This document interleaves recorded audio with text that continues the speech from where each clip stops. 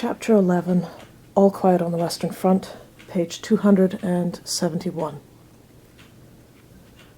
We count the weeks no more. It was winter when I came up, and when the shells exploded, the frozen clods of earth were just as dangerous as the fragments. Now the trees are green again. Our life alternates between billets and the front. We have almost grown accustomed to it. War is the cause of death, like cancer and tuberculosis, like influenza and dysentery. The deaths are merely more frequent, more varied, and terrible. Our thoughts are clay. They are molded with the changes of the days. When we are resting, they are good. Under fire, they are dead. Fields of craters within and without. Everyone is so, not only ourselves here. The things that existed before are no longer valid, and one practically knows them no more. Distinctions, breeding, education are changed, are almost blotted out and hardly recognizable any longer. Sometimes they give an advantage for profiting by a situation, but they also bring consequences along with them, and in that they arouse prejudices which have to be overcome. It is as though formerly we were coins of different provinces, and now we are melted down and all bear the same stamp. To rediscover the old distinctions, the metal itself must be tested. First we are soldiers, and afterwards, in a strange and shamefaced fashion, individual men as well. It is a great brotherhood, which adds something of the good fellowship of the folk song, of the feeling of solidarity of convicts, and of the desperate loyalty to one another of men condemned to death, in a condition of life arising out of the midst of danger, out of the tension and forlornness of death, seeking in a wholly unpathetic way a fleeting enjoyment of the hours as they come. If one wants to appraise it, it is at once heroic and banal. But who wants to do that? It is this, for example, that makes Chawdon spoon down his ham and pea soup in such a tearing haste when an enemy attack is reported, simply because he cannot be sure that in an hour's time he will be alive. We have discussed it at length, whether it is right or not to do so. Cat condemns it because he says a man has to reckon with the possibility of an abdominal wound, and that is more dangerous on a full stomach than on an empty one. Such things are real problems. They are serious matters to us. They cannot be otherwise. Here on the borders of death, life follows an amazingly simple course. It is limited to what is most necessary. All else lies buried in gloomy sleep. In that besides our primitiveness and our survival. Were we more subtly differentiated, we must long since have gone mad, have deserted, or have fallen. As in a polar expedition, every expression of life must serve only the preservation of existence, and is absolutely focused on that. All else is banished because it would consume energies unnecessarily. That is the only way to save ourselves. In the quiet hours, when the puzzling reflection of former days, like a blurred mirror, projects beyond me the figure of my present existence, I often sit over against myself as before a stranger, and wonder how the unnamable active principle that calls itself to life has adapted itself even to this form. All other expressions lie in a winter sleep. Life is simply one continual watch against the menace of death. It has transformed us into unthinking animals in order to give us the weapon of instinct. It has reinforced us with dullness so that we do not go to pieces before the horror, which would overwhelm us if we had clear conscious thought. It has awakened in us the sense of comradeship, so that we escape the abyss of solitude. It has lent us the indifference of wild creatures, so that in spite of all, we perceive the positive in every moment, and store it up as a reserve against the onslaught of nothingness. Thus we live a closed, hard existence of the utmost superficiality, and rarely does an incident strike out a spark. But then, unexpectedly, a flame of grievous and terrible yearning flares up. Those are the dangerous moments. They show us that the adjustment is only artificial, that it is not simple rest, but sharpest struggle for rest. In the outward form of our life, we are hardly distinguishable from bushmen, but whereas the latter can be so always because they are so truly, and at best may develop further by exertion of their spiritual forces, with us it is the reverse. Our inner forces are not exerted toward regeneration, but toward degeneration. The bushmen are primitive and naturally so, but we are primitive in an artificial sense, and by virtue of the utmost effort. And at night, waking out of a dream, overwhelmed and bewitched by the crowding apparitions, a man perceives with alarm how slight is the support, how thin the boundary that divides him from the darkness. We are little flames, poorly sheltered by frail walls against the storm of dissolution and madness, in which we flicker and sometimes almost go out. Then the muffled roar of the battle becomes a ring that encircles us. We creep in upon ourselves, and with big eyes stare into the night. Our only comfort is the steady breathing of our comrades asleep, and thus we wait for the morning. Every day and every hour, every shell and every death cuts into this thin support, and the years waste it rapidly. I see how it is already gradually breaking down around me. There is the mad story of Dettering. He was one of those who kept himself to himself. His misfortune was that he saw a cherry tree in a garden. We were just coming back from the front line, and at a turning of the road near our billets, marvelous in the morning twilight, stood this cherry tree before us. It had no leaves, but was one white mass of blossom. In the evening, Dettering was not to be seen. Then at last he came back, and had a couple of branches of cherry blossom in his hand. We made fun of him and asked whether he was going to a wedding. He made no answer, but lay down on his bed. During the night I heard him making a noise. He seemed to be packing. I sensed something amiss and went over to him. He made out it was nothing, and I said to him, "Don't do anything silly, Dettering." "Ach, why, it's merely that I can't sleep." "What did you pick the cherry branches for?" "Surely I can pick cherry blossom if I want to," he replied evasively. And after a while, "I have a big orchard with cherry trees at home.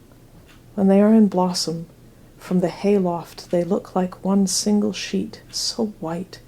It is just the time." "Perhaps you will get leave soon. You may even be sent back as a farmer." He nodded, but he was far away. When these peasants are excited, they have a curious expression, a mixture of cow and yearning God, half stupid and half rapt. In order to turn him away from his thoughts, I asked him for a piece of bread. He gave it to me without a murmur. That was suspicious, for he is usually tight-fisted. So I stayed awake. Nothing happened.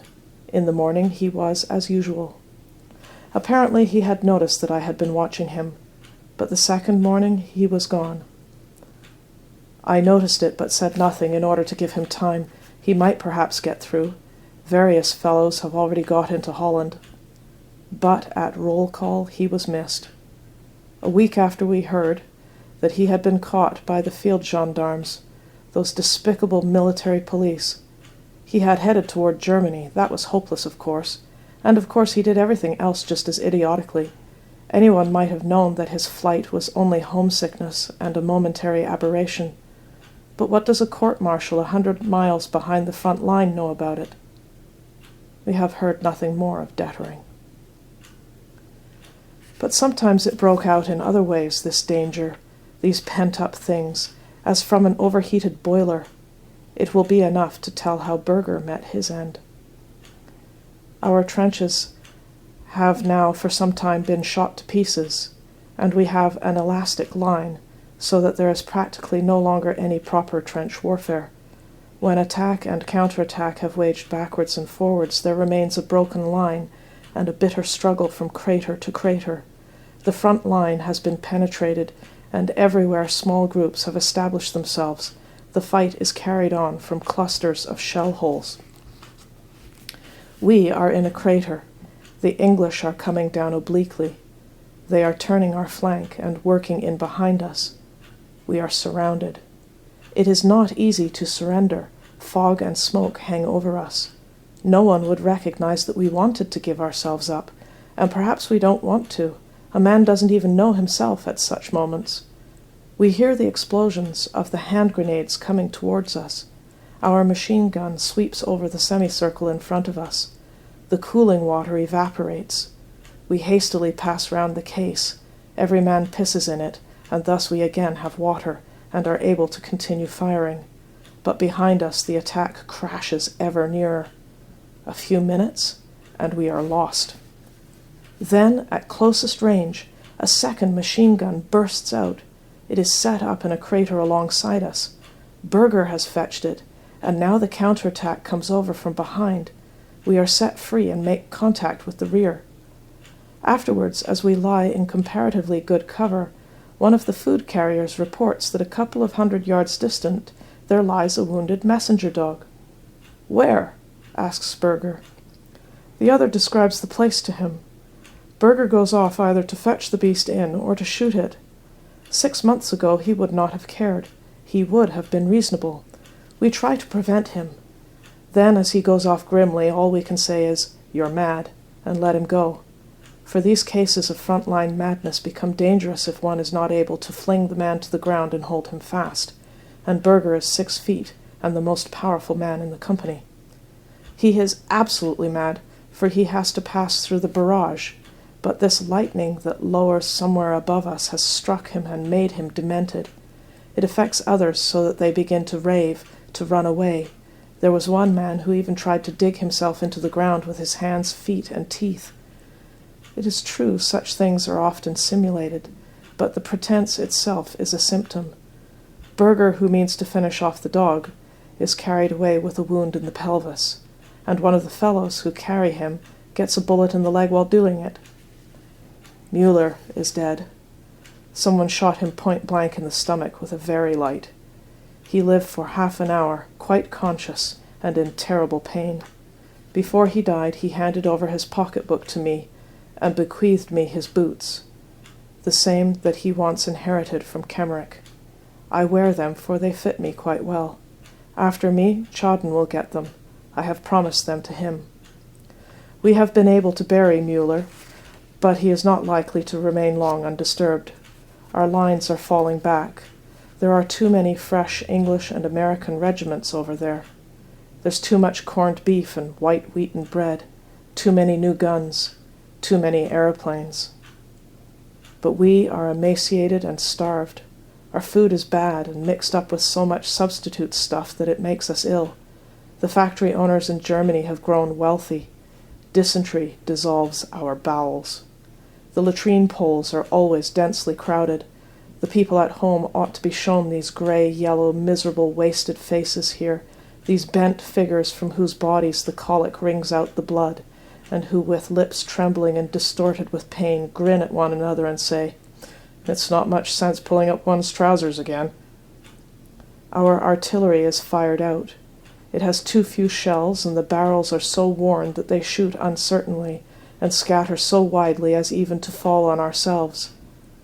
We have too few horses. Our fresh troops are anemic boys in need of rest, who cannot carry a pack but merely know how to die, by thousands. They understand nothing about warfare. They simply go on and let themselves be shot down.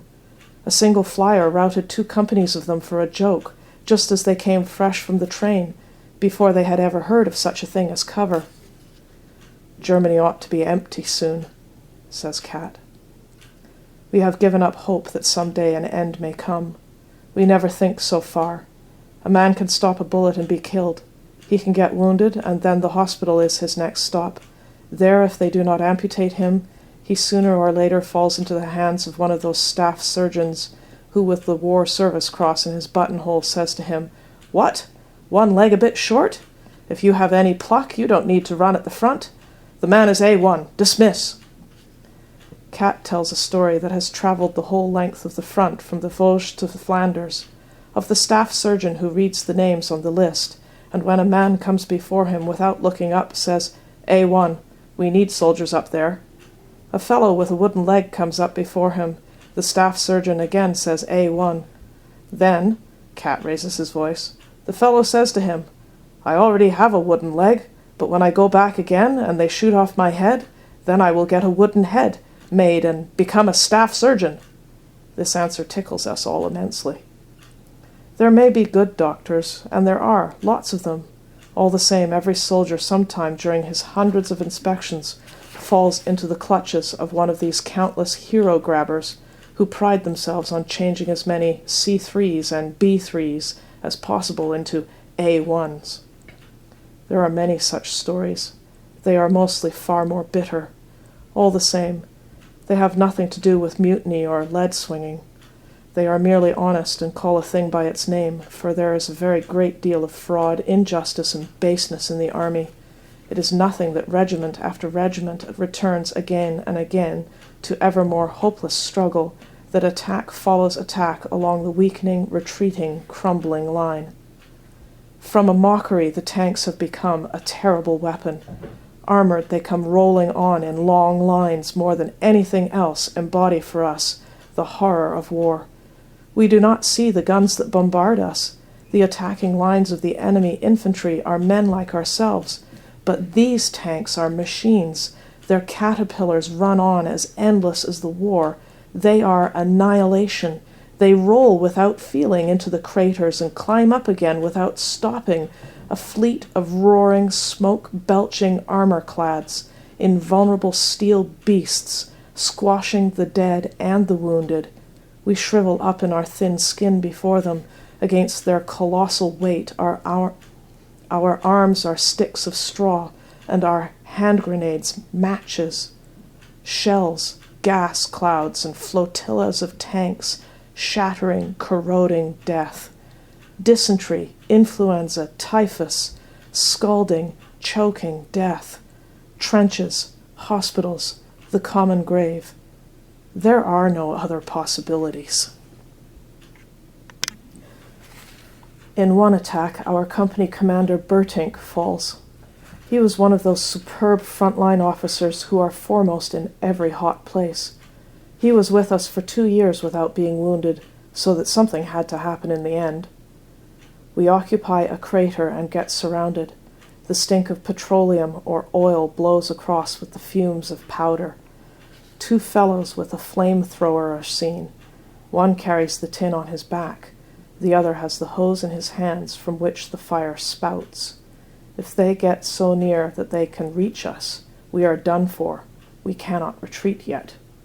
We open fire on them, but they work nearer and things begin to look bad. Bertink is lying in the hole with us. When he sees that we cannot hit them because under the sharp fire we have to think too much about keeping under cover, he takes a rifle, crawls out of the hole, and lying down, propped on his elbows, he takes aim. He fires. The same moment a bullet smacks into him. They have got him. Still he lies and aims again.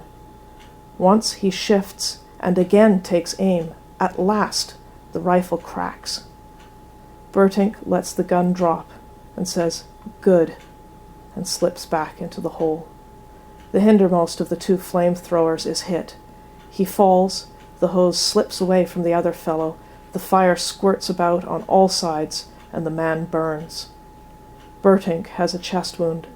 After a while a fragment smashes away his chin, and the same fragment has sufficient force to tear open Lear's hip.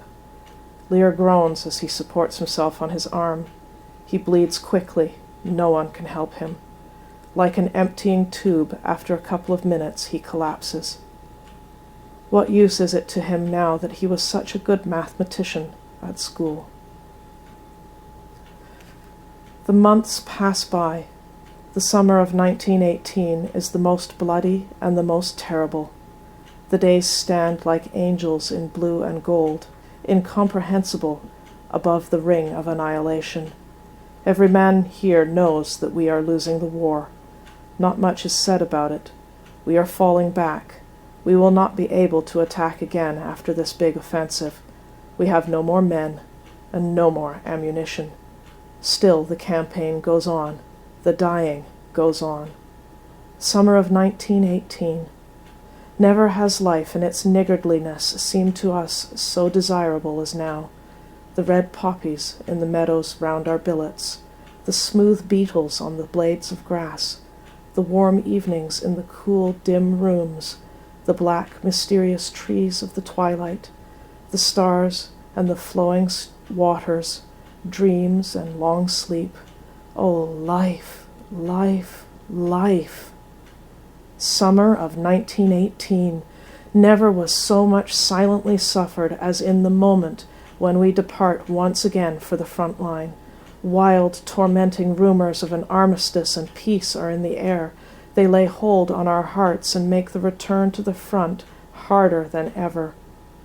Summer of 1918.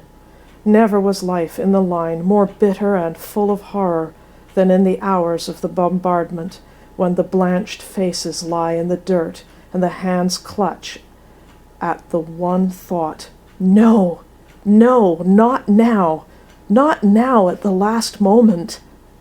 Summer of 1918.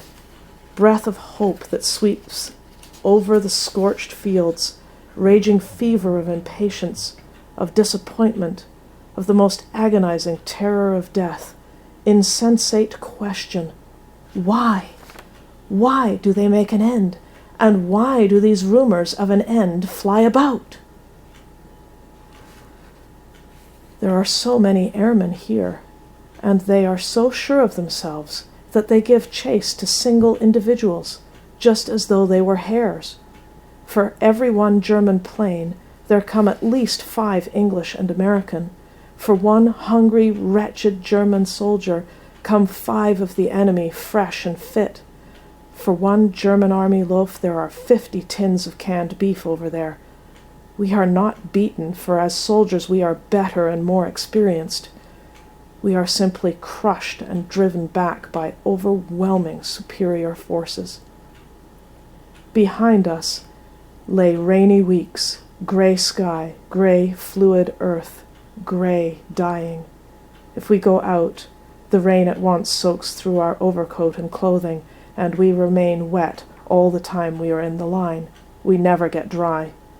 Those who will wear high boots tie sandbags round the tops so that the mud does not pour in so fast.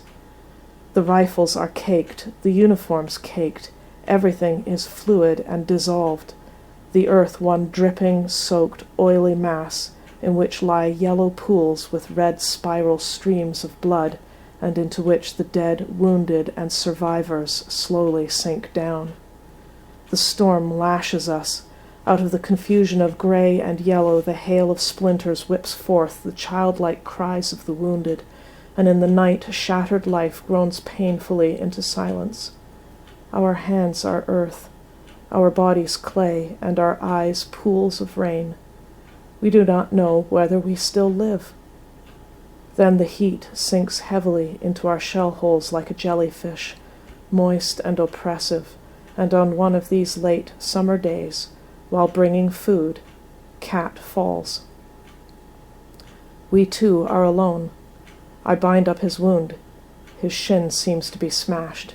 It has got the bone, and Cat groans desperately. At last, just at the last. I comfort him. Who knows how long this mess will go on yet? Now you are saved. The wound begins to bleed fast. Cat cannot be left by himself while I try to find a stretcher. Anyway, I don't know of a stretcher-bearer's post in the neighborhood. Cat is not very heavy, so I take him up on my back and start off to the dressing station with him. Twice we rest. He suffers acutely on the way. We do not speak much. I have opened the collar of my tunic and breathe heavily. I sweat, and my face is swollen with the strain of carrying. All the same, I urge him to let us go on, for the place is dangerous. Shall we go on again, Cat? Must, Paul. Then come. I raise him up. He stands on the uninjured leg and supports himself against a tree. I take up the wounded leg carefully. Then he gives a jump, and I take the knee of the sound leg also under my arm. The going is more difficult. Often a shell whistles across. I go as quickly as I can, for the blood from Kat's wound drips to the ground. We cannot shelter ourselves properly for the explosions. Before we can take cover, the danger is all over. We lie down in a small hole to wait till the shelling is over. I give Kat some tea from my water bottle. We smoke a cigarette. "Well, Kat," I say gloomily, "we are going to be separated at last." He is silent and looks at me. "Do you remember, Kat, how we commandeered the Goose? And how you brought me out of the barrage when I was still a young recruit and was wounded for the first time? I cried then. Kat, that is almost 3 years ago." He nods. The anguish of solitude rises up in me. When Kat is taken away, I will not have one friend left. "Kat, in any case, we must see one another again, if it is peacetime before you come back." "Do you think that I will still be marked A1 again with this leg?" he asks bitterly. "With rest it will get better. The joint is quite sound. It may get all right again." "Give me another cigarette," he says. "Perhaps we could do something together later on, Kat. I am very miserable. It is impossible that Kat, my friend, Kat with the drooping shoulders and the poor thin mustache, Kat whom I know as I know no other man, Kat with whom I have shared these years. It is impossible that perhaps I shall not see Kat again. In any case, give me your address at home, Kat, and here is mine. I will write it down for you." I write his address in my pocketbook. How forlorn I am already, though he still sits here beside me.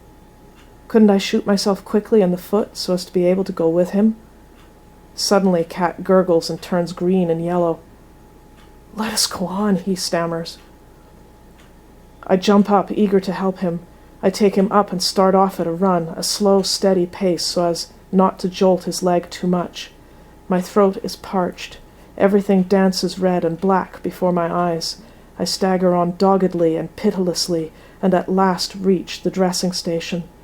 There I drop down on my knees, but have still enough strength to fall onto the side where Kat's sound leg is. After a few minutes, I straighten myself up again. My legs and my hands tremble.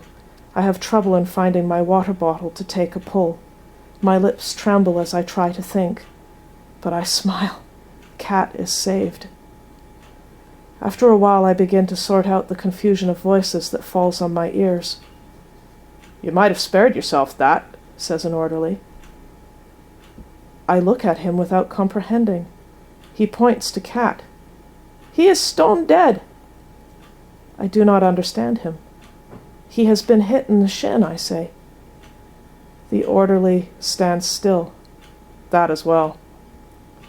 I turn round. My eyes are still dulled. The sweat breaks out on me again.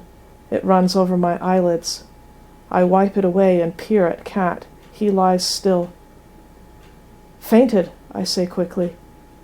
The orderly whistles softly. "I know better than that. He is dead. I'll lay any money on that." I shake my head. "Not possible! Only 10 minutes ago I was talking to him. He has fainted." Kat's hands are warm. I pass my hand under his shoulders in order to rub his temples with some tea. I feel my fingers become moist. As I draw them away from behind his head, they are bloody. "You see?" The orderly whistles once more through his teeth. On the way, without my having noticed it, Kat has caught a splinter in the head.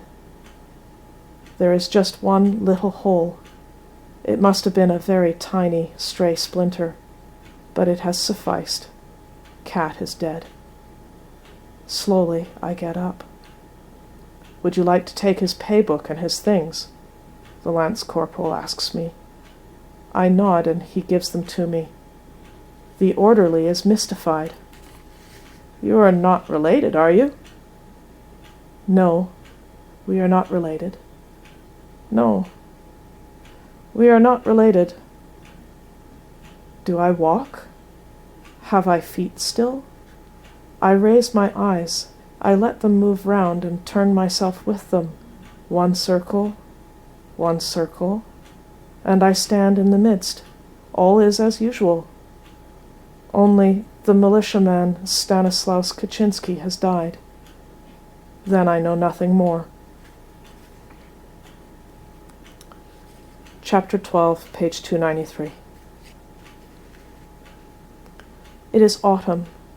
There are not many of the old hands left. I am the last of the 7 fellows from our class. Everyone talks of peace and armistice. All wait. If it again proves an illusion, then they will break up. Hope is high. It cannot be taken away again without an upheaval. If there is not peace, then there will be revolution. I have 14 days' rest because I have swallowed a bit of gas. In the little garden, I sit the whole day long in the sun. The armistice is coming soon. I believe it now too. Then we will go home. Here my thoughts stop and will not go any farther. All that meets me, all that floods over me, are but feelings: greed of life, love of home, yearning for the blood, intoxication of deliverance, but no aims. Had we returned home in 1916, out of the suffering and the strength of our experience, we might have unleashed a storm. Now if we go back, we will be weary, broken, burnt out, rootless, and without hope. We will not be able to find our way any more, and men will not understand us. For the generation that grew up before us, though it has passed these years with us already, had a home and a calling. Now it will return to its old occupations, and the war will be forgotten, and the generation that has grown up after us will be strange to us and push us aside. We will be superfluous even to ourselves. We will grow older. A few will adapt themselves. Some others will merely submit, and most will be bewildered. The years will pass by, and in the end we shall fall into ruin. But perhaps all this that I think is mere melancholy and dismay, which will fly away as the dust when I stand once again beneath the poplars and listen to the rustling of their leaves. It cannot be that it has gone, the yearning that made our blood unquiet, the unknown, the perplexing, the oncoming things, the 1,000 faces of the future, the melodies from dreams and from books, the whispers and divinations of women.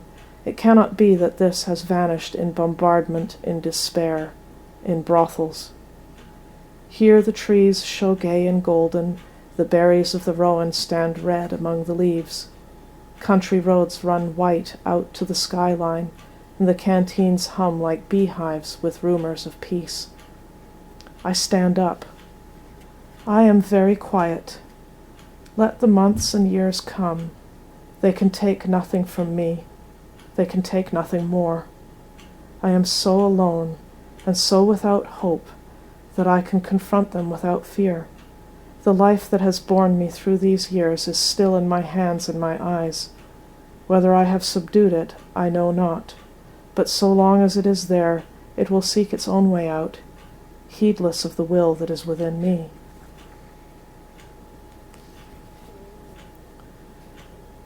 He fell in October 1918, on a day that was so quiet and still on the whole front that the army report confined itself to the single sentence, "All quiet on the Western Front." He had fallen forward and lay on the earth as though sleeping. Turning him over, one saw that he could not have suffered long. His face had an expression of calm, as though almost glad the end had come. The end of All Quiet on the Western Front.